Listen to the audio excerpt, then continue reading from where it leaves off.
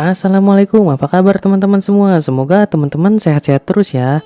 Nah, sebelumnya gue ucapin selamat datang di channel Bukan Perawat Biasa. Nah, makasih banget gue ucapin buat teman-teman yang udah bantu like, subscribe, dan share channel ini teman-teman. Semoga teman-teman sukses dan berkah terus ya, amin. Hehe. Nah teman-teman, pada video kali ini gue mau berbagi tentang ini sih pengalaman pribadi ya. Mungkin ini pengalaman beda sama teman-teman yang alamin.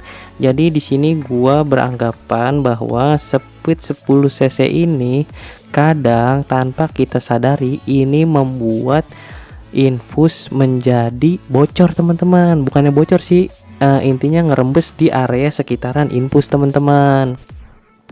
Mungkin di sini ada yang pernah ngalamin, mungkin juga belum pernah ada yang ngalamin. Nah, kebetulan waktu gua dinas di UGD, gue jarang banget emang yang make namanya speed 10 cc ini teman-teman.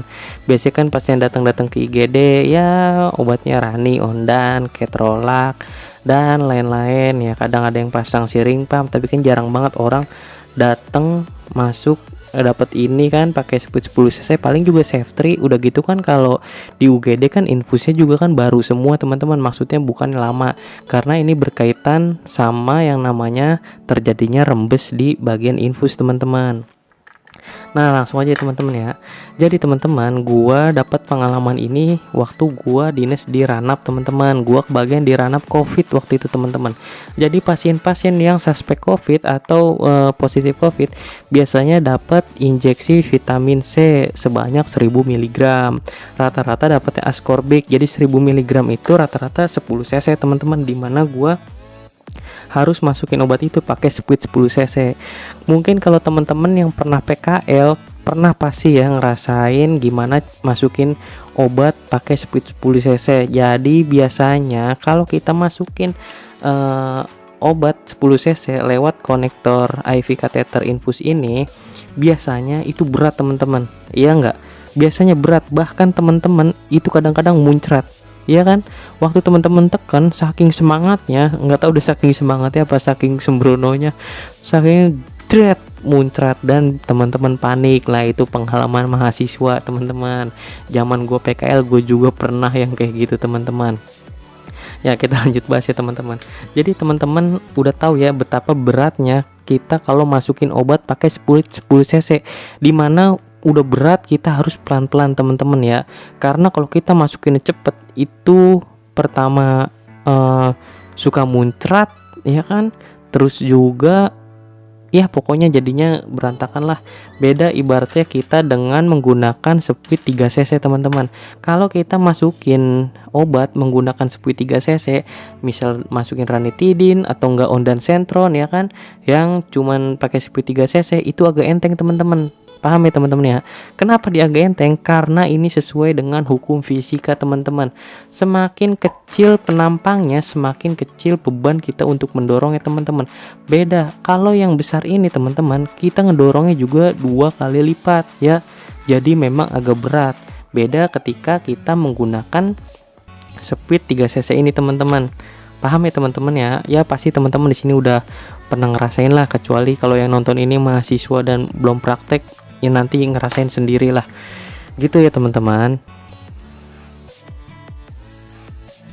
Jadi di sini yang gua mau kasih tipsnya teman-teman, kalau teman-teman ngasih obat speed 10 cc ya teman-teman, yang pertama harus dilihat itu warna pada aboket ya teman-teman ya. Kalau warna merah ini teman-teman, terus teman-teman dorong pakai speed 10 cc, insya Allah itu enggak terlalu berat teman-teman. Paham ya teman-teman ya?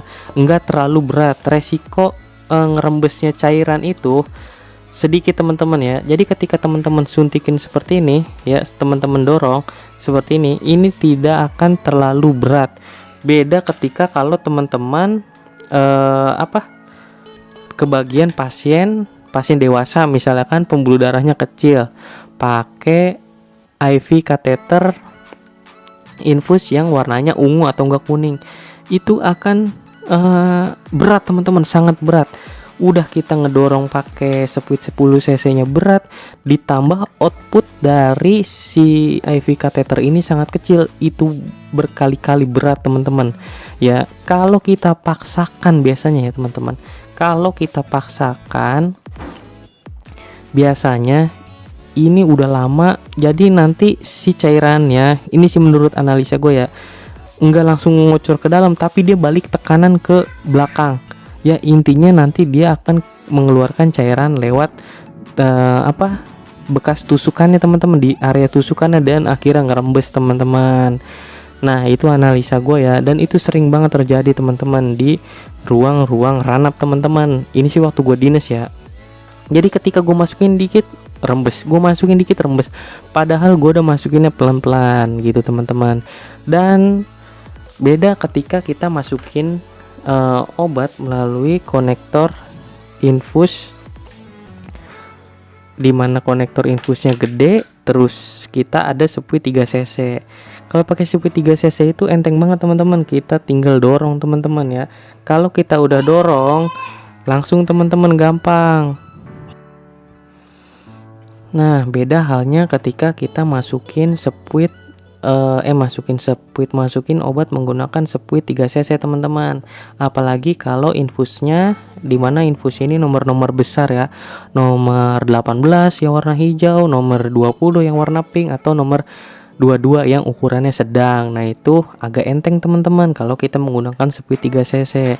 Kalau kita paksakan menggunakan sepuit 10 cc di nomor 18, nomor 20 dan nomor 22, itu masih mungkin teman-teman ya, dengan syarat kita masukinnya pelan-pelan teman-teman ya. Kalau emang dari awal kita udah berat banget nih masukinnya teman-teman, itu jangan dipaksakan teman-teman, nanti biasanya akan rembes teman-teman di sekitar area infus, dan itu jadi PR kita lagi teman-teman pasang infus. Kalau nggak mau kerja 2 kali teman-teman, ada cara lagi teman-teman. Misalnya nih teman-teman masukin, jadi kalau masukin kita perhatiin juga dulu ya teman-teman ya, posisinya jangan tangan nekuk kayak gini kita dorong terus ya. Ini dari aliran aja ini udah nggak bener kan teman-teman ya, udah berat karena ketekuk. Kita posisiin dulu supaya tangan si pasien sesuai lah dengan jalurnya teman-teman. Habis itu kalau teman-teman mau masukin dan emang bener-bener karena gini teman-teman ya, kalau kita berat-berat ini, misalnya berat nih ya, kita paksain ini, otomatis kan kita tekan ya teman-teman ya, kenceng, si pasien pasti ngerasa sakit teman-teman, dan kita juga pasti akan ada goyangan iyalah akan kegoyang sedikit teman-teman, dimana ini nanti akan mempengaruhi si bekas tusukannya teman-teman ya. Nah dari situ bisa terjadinya rembes lah teman-teman. Makanya kalau teman-teman udah ngerasa berat pas ngedorong ya, coba teman-teman pindahin posisinya teman-teman. Kemana tuh pindahin posisinya? Ke bagian selang infus teman-teman ya. Nih selang infus yang kesininya teman-teman. Jadi kita beratnya ngedorongnya di sini teman-teman ya. Di sini ngedorongnya pakai jarum ya, ditusukin jarum. Kalau seperti 10 cc jarumnya saya saranin ganti dulu, biar nanti bikin lubang di sini nggak terlalu besar ya.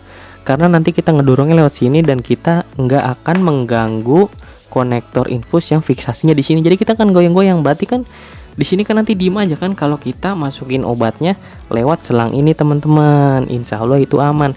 Tapi kalau lewat sini berat juga teman-teman, jangan dipaksain kalau bener-bener berat banget ya. Kadang kalau bener-bener berat banget, kemungkinan di sini ada stall cell teman-teman.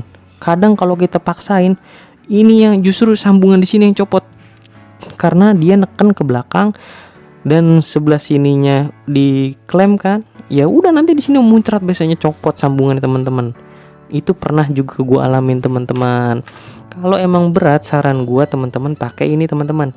Obatnya dimasukin ke NaCl 100 teman-teman, dioplos di sini. Paham ya teman-teman? Ya pokoknya teman-teman lihat aja. Kalau emang dia pakai ininya warna kuning, ya gue saranin sih mendingan di drip aja teman-teman. Kalau masukin fit C atau enggak safe 3, karena kalau teman-teman paksakan itu nanti bisa mengakibatkan rembes. Rembes infusan juga bisa kemungkinan akibat si IV kateternya ini sudah lebih dari 3 hari biasanya teman-teman. Bukan karena lebih dari 3 hari sih ya, karena kan kalau udah lebih dari 3 hari itu kan setiap hari kan pasien tidur, yang dimana tangannya akan gerak-gerak terus teman-teman ya kan. Kalau lagi tidur kan nggak bakalan nyadar dia, tangannya bergerak sono bergerak me, ininya kegoyang-goyang. Dari situ juga bisa mengakibatkan rembes teman-teman.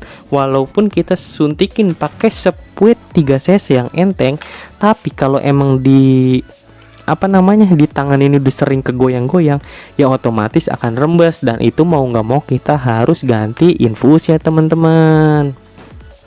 Ya, semoga penjelasan sederhana gue ini bisa bermanfaat buat teman-teman.